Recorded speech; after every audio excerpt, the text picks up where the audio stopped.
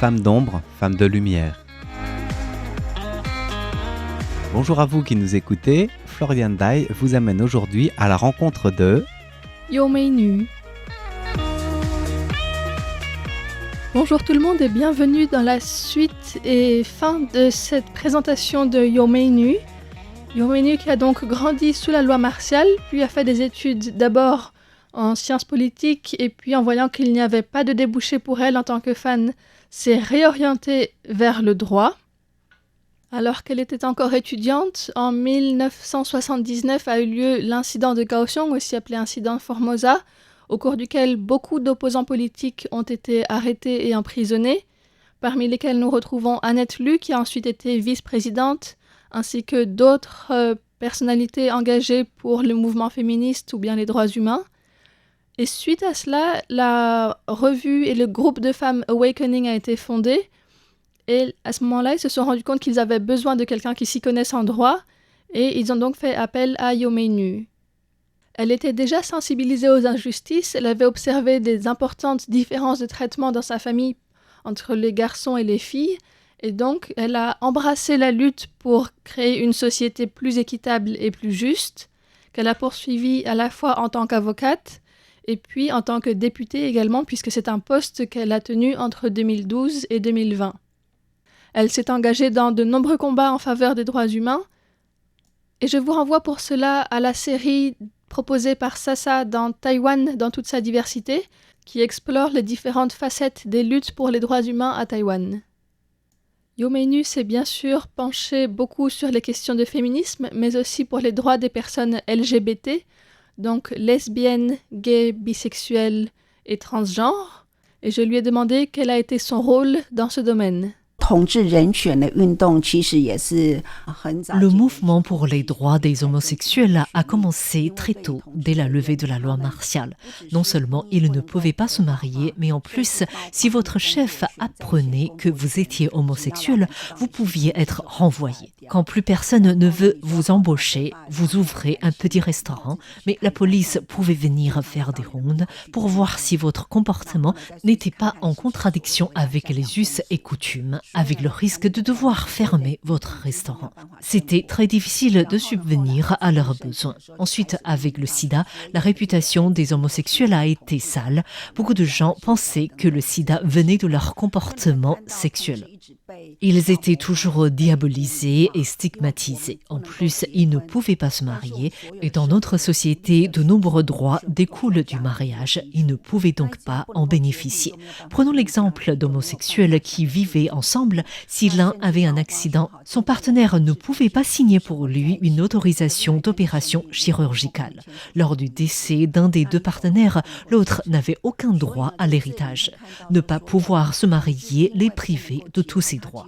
Quant au mouvement pour les droits des femmes, au début, selon la hiérarchie de piété filiale, avant le mariage, nous étions considérés comme une demi-personne. Et après le mariage, nous n'étions plus considérés comme une personne du tout. Donc, se battre pour que nous soyons considérés comme une personne à part entière, c'était déjà un long chemin. Lorsque le mouvement pour les droits des LGBT a commencé à Taïwan, nous étions aussi en train de nous battre pour que les femmes soient reconnues comme des personnes à part entière. Nous avons mené les deux luttes de front. Une fois que les droits des femmes ont progressé et se sont institutionnalisés, notamment grâce à la ratification de la Convention sur l'élimination de toutes les formes de discrimination à l'égard des femmes, l'accent a été mis sur les droits des LGBT. Bien sûr, le fait qu'au niveau international, il y avait un mouvement pour le droit au mariage pour tous, cela a aidé à avancer. À l'époque, j'étais justement députée. À ce poste, j'avais plus d'occasions et de pouvoir pour aider les LGBT à avancer vers la légalisation du mariage de personnes de même sexe. Je pense que d'un côté, ça s'est présenté comme ça, un peu par hasard, mais d'un autre côté, il y a eu au préalable de nombreuses luttes. Sans tous ces jalons, si j'avais été confrontée à la même situation, je n'aurais pas pu être aussi efficace.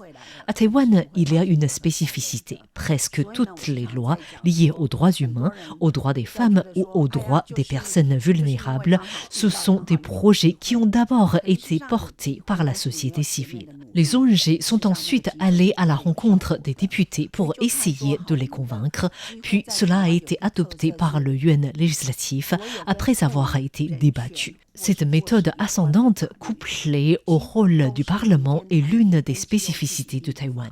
L'avantage de cette méthode, c'est que cela part du contact avec la réalité. Donc, cela répond à ce que souhaite la population. C'est différent d'une approche descendante qui serait par exemple pour un État membre des Nations Unies d'appliquer des mesures qui seraient dictées par des textes de l'ONU. Cette approche est parfois déconnectée de la réalité car la population n'a pas encore conscience de l'importance des mesures. La prise de conscience par la population, c'est le plus important.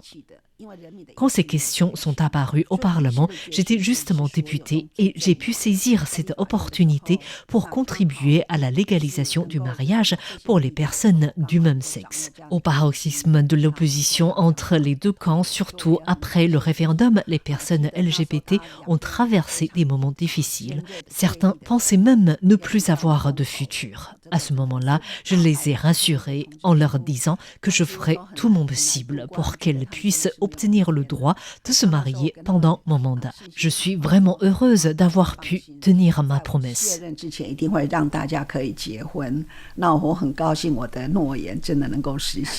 La légalisation du mariage homosexuel est le fruit d'une longue lutte, en effet. En mars 1986, Chi Jia-wei a été le premier à faire son coming out à la télévision taïwanaise et a lancé une campagne contre la sensibilisation par rapport au sida. Il a été accusé de propager le sida et à ce moment-là, Yo Mei-nu était son avocate bénévolement. Ensuite, c'est son appel au refus de la mairie d'enregistrer son mariage avec un autre homme qui est allé jusqu'au tribunal constitutionnel, qui a décidé qu'il était contre la Constitution le fait d'interdire à deux personnes de même sexe de se marier. C'est comme cela que le mariage homosexuel a été légalisé le 24 mai 2019, il y a bientôt 4 ans.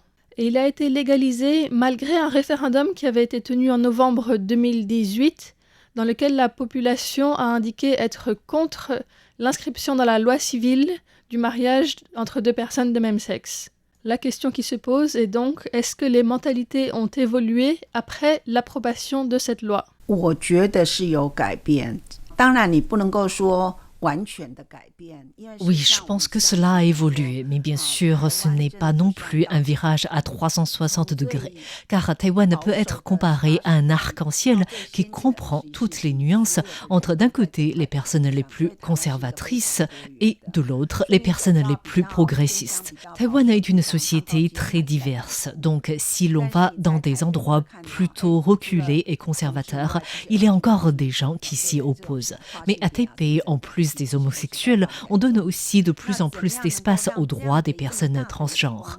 Comment réduire l'écart entre différentes mentalités? Cela repose sur l'éducation et la communication. Bien sûr, modifier la loi n'a pas tout de suite fait changer les mentalités de tout le monde, mais cela a augmenté les chances d'un changement plus rapide des mentalités.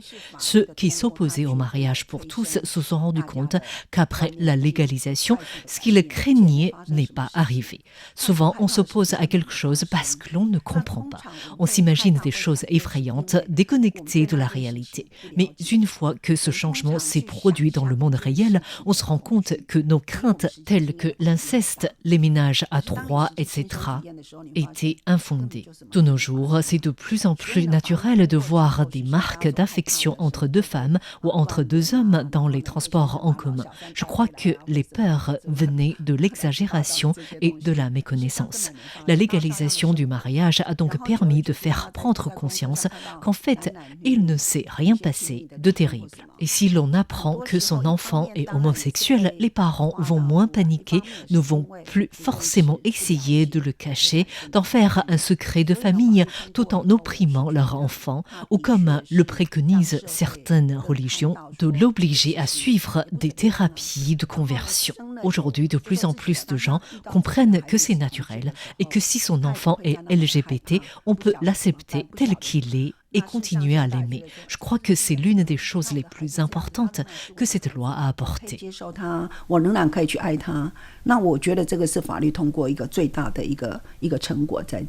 Nous pouvons donc constater de grandes avancées.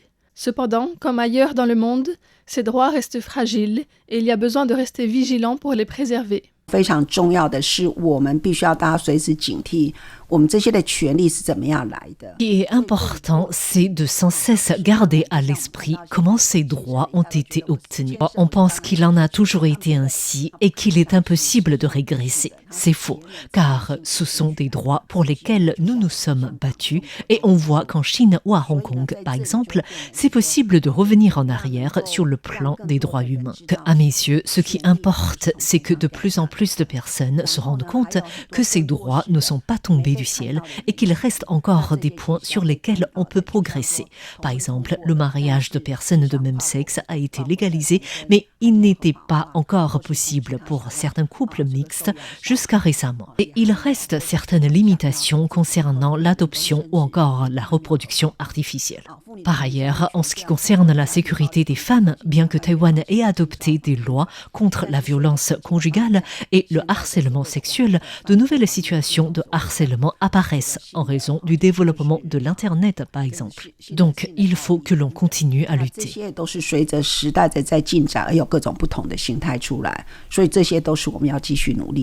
Ces luttes sont menées par de nombreuses personnes et depuis différents angles. Yo Mei-nu a joué un rôle important en tant que députée entre 2012 et 2020, mais également comme avocate. Elle nous parle plus en détail du rôle des avocats dans ces évolutions sociales. 我觉得法律是很重要的，当然律师也是扮演一个非常重要的角色。在台湾， La loi est importante et bien sûr, les avocats jouent aussi un rôle essentiel. Dans le processus de démocratisation de Taïwan, que ce soit pour faire avancer les droits civiques, les droits des travailleurs, des paysans, des femmes, des consommateurs, il y a toujours eu dans ces mouvements la participation d'avocats. Les textes de loi sont parfois très abscons. La plupart des gens peuvent comprendre les concepts, mais lorsqu'il s'agit de les transcrire de manière très précise dans la loi, ce n'est pas à la portée de tous. Il faut avoir suivi une formation juridique, être avocat ou juriste pour avoir les compétences de transformer en texte de loi les revendications portées par ces mouvements. Car il faut que la loi soit très claire et qu'elle puisse être appliquée. Dans ce mouvement de démocratisation et pour les droits des femmes, je trouve que j'ai eu de la chance de pouvoir apporter ma pierre à l'édifice grâce à mes compétences d'avocate. C'est en effet grâce au fait que des avocats ont pris part à ces mouvements que leurs revendications ont pu être transcrites sous forme de propositions de loi. S'il n'y avait pas eu les juristes, ces revendications n'auraient été que des slogans qui pouvaient être négligés par le gouvernement. Mais quand on écrit une proposition de loi, on peut commencer à essayer de convaincre les députés petit à petit, les sensibiliser. Cela fait réfléchir à l'importance du choix du député pour qui l'on vote. Donc, pour revenir au mouvement féministe, nous avons commencé par publier un magazine Awakening. Nous avons poursuivi en réfléchissant à comment nos revendications pouvaient être retranscrites dans la loi. Nous avons dû apprendre à faire du lobbying. Quand on se rend compte que les députés ne comprennent pas ce que l'on veut dire ou parfois même qu'ils nous méprisent ou bien nous ignorent tout simplement, on s'est dit que ce serait important que les femmes douées et attentives à ces questions d'égalité des sexes puissent avoir des postes dans chacune de nos institutions, que ce soit au yuan exécutif, législatif, de contrôle ou d'examen. Et même à la présidence, elles pourraient jouer un grand rôle en agissant de l'intérieur en coordination avec la société civile. Mais en même temps, les députés ne peuvent pas avancer seuls sans pression extérieure. La pression de la société civile leur permet de se dire que s'ils avancent sur tel ou tel sujet, ce sera porté à leur crédit. 所以它外面必须要形成一种风向，一种压力，让立委大家都觉得说，哇，通过这个是我的 credit。 Comme nous l'avons vu, Yo Mei-nu a donc un parcours extrêmement riche. Après toutes ces années à œuvrer pour les autres, je l'ai interrogé sur ses projets pour l'avenir. 当然，卸任的立委让妇女运动其实也走到一个就是一个阶段。那最后当然回到 J'ai fini 2 mandats en tant que législatrice. Le mouvement des femmes a aussi réussi des avancées jusqu'à un certain point et j'en reviens à ma profession initiale d'avocate.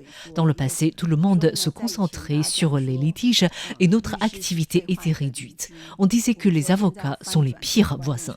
Maintenant, ce serait de renverser cette image et de dire que les avocats sont nos meilleurs amis. Au moment d'acheter un bien, de se marier, d'avoir des enfants, d'établir une entreprise, pour toutes ces étapes, c'est mieux d'avoir un avocat avant qui nous conseille en amont et nous explique comment établir un contrat, comment se préparer. Cela permettra d'éviter d'avoir des problèmes dès le démarrage. Les soucis apparaissent souvent quand on commence juste à gagner de l'argent, à développer son entreprise, mais si l'on s'est bien préparé, ensuite on peut prospérer et en profiter pleinement. C'est pourquoi les avocats sont nos meilleurs amis. Maintenant, en tant que présidente de l'association du barreau de Taïwan, j'espère arriver à changer cette image et à encourager aussi les avocats. Devenir le meilleur ami des gens, cela signifie également évoluer, grandir, comprendre leur langue et leur culture. Donc, il faut aussi abandonner sa posture et communiquer avec les gens pour arriver à une intégration intersectorielle. C'est sur ce point que je souhaite concentrer mes efforts. 异业的整合，那这个部分就是我们未来要努力的。 C'était donc le portrait de Yo Mei-nu. Merci à vous de m'avoir suivi sur les ondes de Radio Taïwan International. C'était Florian Dai et je vous souhaite une très bonne suite d'écoute sur nos ondes.